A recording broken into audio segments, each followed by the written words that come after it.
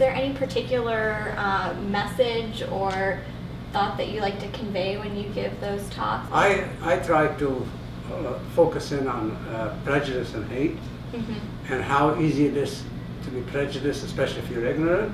Absolutely. And what I point out to them is that, and I usually do this, I use the bully in a school actually as an example.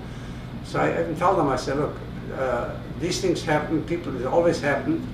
However, you can't allow it to happen. We all have to look out for each other. If your civil rights, and I point to them, if one person's civil rights are violated, it's a matter of time that your civil rights are violated. In doing that work, is there anything that people have asked you that have been particularly meaningful, or any questions that have been especially thoughtful? Well, many times they ask you about, do you still believe in God, or how did you survive, or stuff like this. And many times the kids, depends on the age, but very often they'll say, gee, was it very hard, or something like this. And I don't expect them to understand it, because unless you were there, even grown-ups cannot quite imagine how it was. Yeah. Just when the war broke out, I was like 10 years old actually when the war started. My father was in business, we had a farm, so we always worked and we were responsible and so on. And we heard of atrocities that were happening in Ukraine and Poland and so on. We believed it because we knew it was true, but we could not believe it. It doesn't make sense. Right. Because what happened, even though we knew it was so, but because the Germans were supposed to be the most advanced people in the world, in fact, at that time, and they were German, they were more educated, they were progressive, and so on. And even my father, I remember he used to talk about it. He says, this is incredible, because how could Germans do this? They're supposed to be civilized, okay? So I remember we understood it, but we could not quite process it. It is, of course, extremely difficult, Yeah. impossible maybe to understand that experience if you haven't had it yourself. Right. But at the same time, it's really important to continue to talk about these experiences and so people can understand how they come about.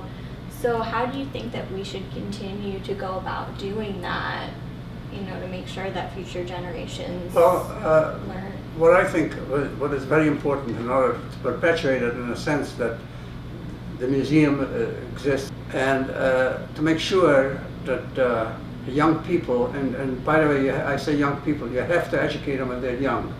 And the main thing is, I think the whole thing was not so much about what happened already, but to make them conscious that if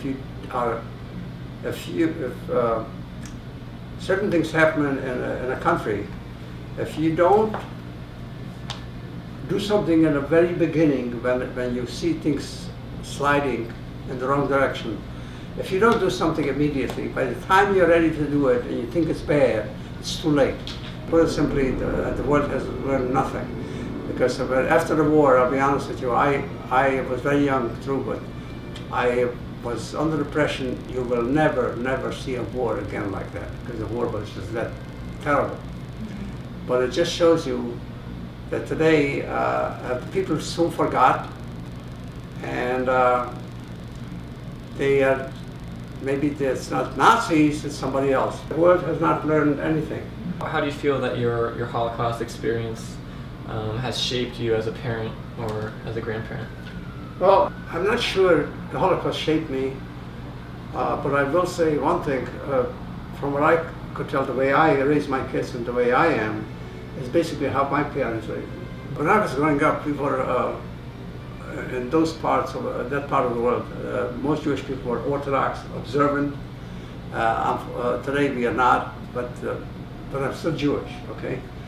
And what happened is that, but one thing I learned that I like about Judaism is that it gives you a moral and ethical values. This is what shaped my life. And I feel strongly that if the kids get a little bit of that by hearing me and people like me from us, and hear that how valuable life is, that there'll be better people.